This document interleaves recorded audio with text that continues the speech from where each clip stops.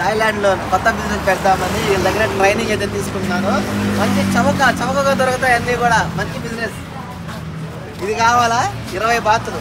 ఇది 20 బాతులు. 10 బాతులు. ఏది కావాలని తీసుకోండి. థాయిలాండ్ రండి. చవకగా దొరుకుతాయి. చవక బిజినెస్. 10 baht 10 bath